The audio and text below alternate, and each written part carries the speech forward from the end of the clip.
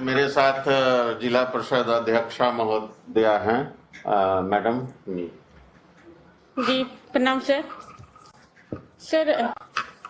Sir हमारे लातेहार जिले की बात करें तो हमारे ऐसे पिछड़े जिला जो हमारे जिले में कम संसाधन में हमारे जिले के पूरे टीम बनाकर पूरे जिला प्रशासन और यहाँ के जनप्रतिनिधि सभी मिल करके और जो भी हमारे यहाँ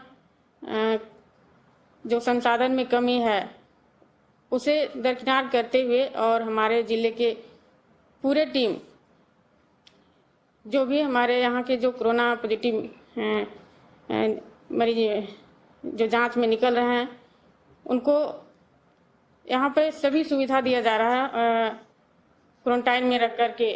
और जो भी हमारे बाहरी मजदूर आ रहे हैं उन्हें भी स्टेशन हो या बस स्टैंड हो वहाँ पे रोक करके वहाँ से जांच करके तभी उनको घर को भेजा जा रहा है।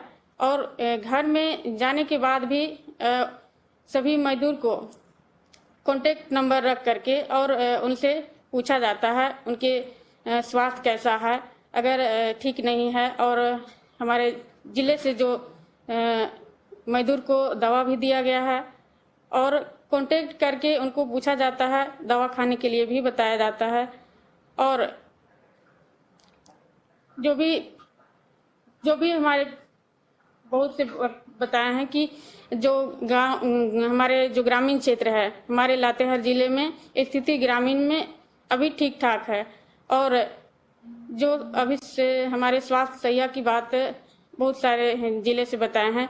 हमारे गांव के जो सहिया हैं स्वास्थ्य सहिया हैं वो अपने पूरे दिन रात एकदम काम करते हैं। और जो भी उनको मानदेय की बात हुई और उन लोगों को ध्यान देना चाहिए। और अभी हम सभी देख रहे हैं कि हमारे मौसम के अनुसार भी जो भी बहुत सारे बीमारी है जैसे मलेरिया टाइफाइड भी हो जा रहा है। तो हमारे ये कोरोना के अलावे भी हमारे मलेरिया पे भी ध्यान देना चाहिए जो कि वो भी एक बीमारी बढ़ जाने के बाद जानलेवा भी हो जाता है। तो इसको भी अलग से जांच किया जाए। और हमारे यहाँ बहुत डॉक्टर की कमी है जो कि हम यहाँ इलाज करने में दिक्कत होती है, तो इसको भी ध्यान में रखा जाए। और हमारे ज़िले में बहुत अच्छे से काम कर रहे हैं, हमारे जिला प्रशासन दिन रात काम कर रहे हैं, हमारे उपायुक्त महोदय भी बहुत अच्छे से टीम बनाए हैं और दिन रात यहाँ के जनता के लिए काम कर रहे हैं। मैं इतना ही कहते हुए अपनी वाणी को विराम देती हूँ। धन्यवाद। सर हम जी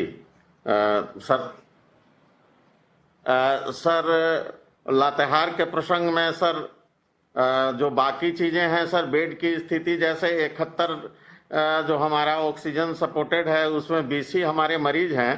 तो हम लोगों ने ऑक्सीजन को बढ़ाया है सर। और हम लोगों ने जब डीएमएफटी से 50 जो है ऑक्सीजन सिलेंडर ले चुके हैं और 50 का और आदेश दिए हैं सर। मोटा मोटी हम लोग और बेड को बढ़ाने के लिए डीएमएफटी से एल्युमिनियम या स्टील सीट की जो है सर वो आइसोलेशन सेंटर वहीं राजहर में उसी के अटैच में बनवा दे रहे हैं ताकि अगर अचानक स्थिति गड़बड़ाती है तो हम उसका इस्तेमाल कर सकें। और ऑक्सीजन के लिए सर एक पीएसए का जो है वो हम लोगों को जो सदर हॉस्पिटल के लिए कहा गया है उसका तो हम लोग कर ही रहे हैं। एक हम लोग हॉस्पिटल में भी एक छोटा यूनिट हम लोगों ने सर पता करवाया है और वो 16 लाख के आसपास का है जिससे हम बेड में सपोर्टिंग वहीं पे जनरेट करके वो देंगे सर। मुख्य बात ये है सर कि हमारे यहाँ आईसीयू नहीं था तो डीसी सर ने जो है वो सीसीएल से सर 95 लाख रुपीज हम लोगों मांगे थे और उसका काम हम लोग शुरू कर दिए हैं जो कि आईसीयू बनने के कगार पर है। और 12 वेंटिलेटर हम लोगों को मिला था। लेकिन सर ये मैं जान रहा हूँ कि सभी जगह डॉक्टरों की स्थिति की कमी है और यहाँ बहुत ज़्यादा ही कमी है। लेकिन सर लोगों को हम एक ये माने हम लोग यहाँ पे पीपीपी मोड पे तो शायद नहीं कर सकते हैं। अगर कुछ रिटायर्ड डॉक्टर हो सर जो रिटायर्ड डॉक्टर अगर काम करना चाहें तो कोई ऑर्गेनाइजेशन से उनको पीपीपी मोड पे सर करके जहाँ जहाँ वेंटिलेटर नहीं चलाने वाले लोग हैं सर, वहाँ दिया जा सकता है, या सर कुछ ऐसे डॉक्टर्स को किसी ऐसे संस्थान में भेज करके ट्रेनिंग दी जा सकती है सर वेंटिलेटर चलाने की, ताकि वो यहाँ आकर के वेंटिलेटर को ऑपरेट कर सके सर, तभी हमारा ये पैसा सीसीएल से लेना और आईसीयू बनाना सर कारगर होगा।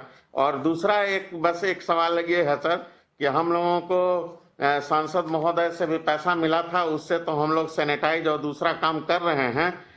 एक ये पूछना था सर कि हमारे जो माननीय विधायक मनिका हैं, उन्होंने हम लोगों को एक पत्र दिया है 25 लाख रुपए वो अपना देने का सर, उन्होंने ये किया है रेमडेसिविर खरीदने के लिए।